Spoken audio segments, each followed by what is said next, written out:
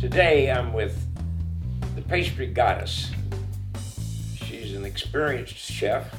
I wouldn't dare call her a fry cook because she's a certified executive chef, a graduate of Columbus State Community College. But today she teaches others to be chefs in general. I'll let her tell you about it.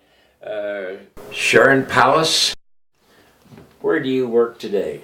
Today I'm currently a teacher at Southwestern Career Academy down in Grove City. I teach That's in Ohio. In Ohio, yes. I teach the ProStart curriculum and the Serve Safe curriculum to juniors and seniors in high school. And we also run a cafe there in the school so they get some industry experience. And we do that 2 days a week. Are you teaching a whole menu? You know, yes. As they say, soup to nuts to yes. dessert? Yes, we do. All that. We teach all the sanitation. We teach everything, fruits, vegetables, meats, seafoods. Buying, selling, pricing, everything that you need to do. What's the age of your future chefs? Our future chefs right now are 16 to 18 years old. Most of them come in my class. The juniors are 16 to 17. And then turn 17 to 18 in their senior year. It's been my experience that an 18-year-old is in a culinary training thing. He or she will be ending up in the food business. Does that work out all right? Yes, and that's basically what we do. We train for the work experience for them to get employability skills, so they can either go on to culinary school and secondary, or they can go out and work in the field. They get the opportunity to be kind of a step up of somebody just walking in off the street. So they have a little bit of experience. Do any restaurant owners come to you and ask about who's the best this year? Yes, we have many restaurants that partner with us with the ProStart program here in Columbus.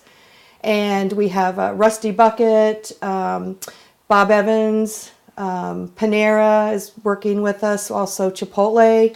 So there's many of restaurants that are interested in the students that have some experience in the field. How difficult, you were a pastry shop owner. Yes. Your transition from the kitchen and working on pastries with your hands to the classroom, what kind of difficulty did you experience there, any at all? Well, I would say it was a challenge. The students were exhilarating and they were exhausting. And it just came to the point where I realized that anytime you're a chef, you're always a teacher, especially if you're an executive chef. You're always teaching someone something in your kitchen or in your field. So I think most of the chefs in this profession have that natural ability to teach. They want to teach, they want to share, what's going on in the field. Well, tell me this. Speak into the microphone. Okay. When you were a pastry shop owner, yes. How many hours a week did you work? 60, 70. 60 or 70, yes. Because you were an owner. Yes, 24/7. Yes. The bookkeeping and everything like that. The billing, the selling, the deliveries, all that. How does it feel to have hours? It's great. You also have benefits, right? Yes, that's true. That you don't have to pay for it. Right. With the institution. Right. All right. You done good. Thank you. All right. I want to ask you about cookbooks. How many cookbooks do you have in your house? Right now, I have over 200 cookbooks in my house. 200? Yes. What shape are they in? Are they in a shelf? Or are they on a kitchen table, by your bedside? They're originally all over the house. Mostly they were in my kitchen and my family room. I had a small bookshelf up in the bedroom where I would read some in the evenings and things like that. What brought you into the food business? Your mother? Was she a good cook? My mother was a good cook. Did she give you a cookbook? She did. When I got married, I got the Betty Crocker cookbook. Oh, that's all right. Everybody starts out with Betty Crocker. Yes, but my grandmother also was a very good cook. What did she give you? She gave me a lot of handwritten recipes that I had, which I still keep in a file. Some special things that she used to make. You keep them in a file. Do you keep any recipes handwritten in other cookbooks? I do. Sometimes I do. Well, and I have like that one.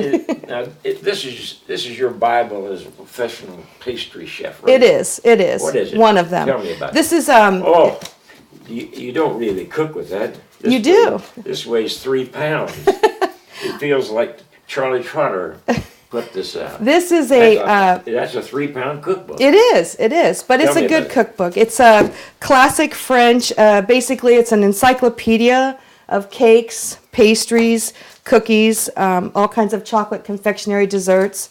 I always have little stickers everywhere of adjustments I've made or things I've done to expand the recipes.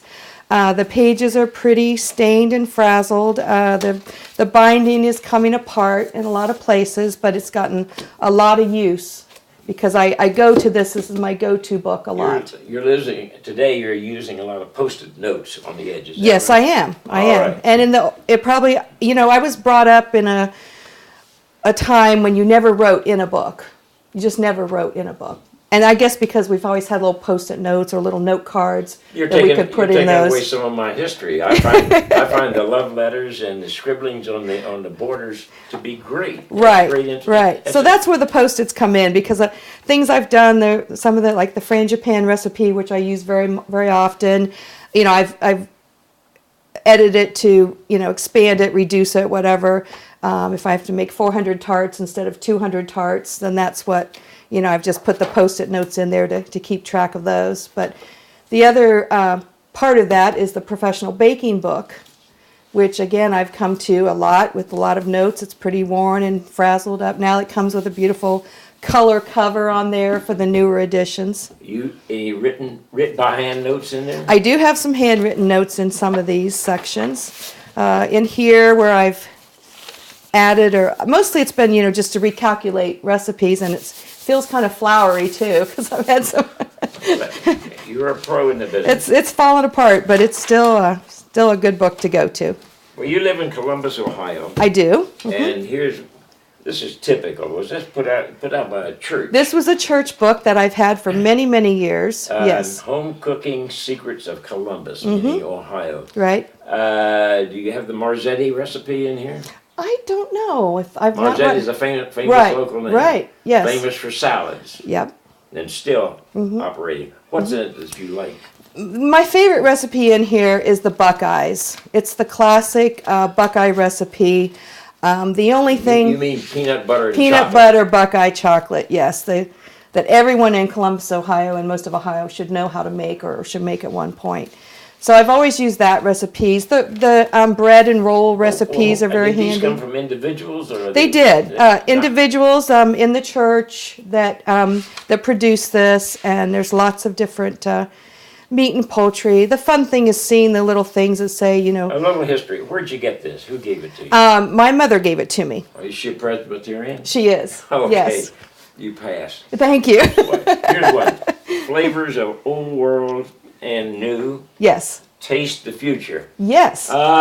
Taste the Future. Taste the Future is one of the great food shows in this country.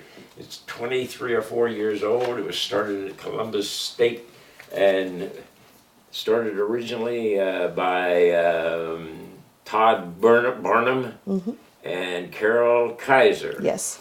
It was a great teaching mechanism, but I've never seen this.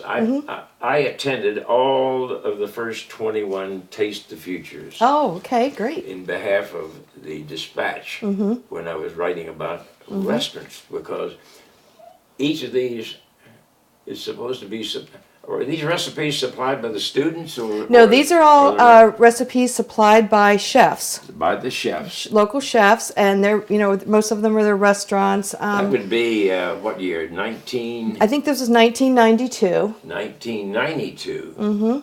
That was my first year that I was in culinary school. I was an older student, a more mature student at Columbus State. How many restaurants are in here? 20? I think there's 20. 20? How many of them are out of business today?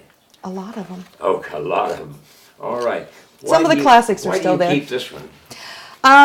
Because one of my favorites is the turkey carbonara. And this came from the Hyatt on Capitol Square from David Wolf, who's still here in Columbus and still working. And I as a student, I got this book. It was my first year at the Taste of the Future. David Wolf. Was he wasn't the grand opening chef for this Hyatt, was he? I don't know that he was. I don't know. What are the chefs? Okay, we've got David Benefiel from the Hyatt Regency, Tom Douglas from Kroger Company, and I don't know the chef, but from Lindy's, Michelle Babi. One of Is the that top it? restaurants in this city, yes. And of course, we have James Decker's recipe from the Lakes Golf and Lakes, Country Club, and which he still is there today. Some more Lindy's. To me, getting this book was exciting because I was a new culinary student. I really did not know a lot of the chefs in Columbus other than, visiting some of their restaurants. And so to me, it was exciting to see these chefs and see their recipes and be able to duplicate those. Paul's Pantry, Paul Panzera, still there. Yes, still there. And owns the restaurant. Yep. Peasant on the Lane, come and gone, but Come and go. nice little restaurant. And of course, the classic refectory restaurant with my good friend and chef, Donald Houck. He had All right. put several recipes in there too. So that's just one of my favorites that I can go to, kind of reminisce down memory lane, and then also be able to pull out some of those Well, recipes speak as into well. the microphone again. Okay. Would you like to help out with the Taste the Future in Columbus in the future? Oh, yes. All right. Well, thank you. All right. Thank you.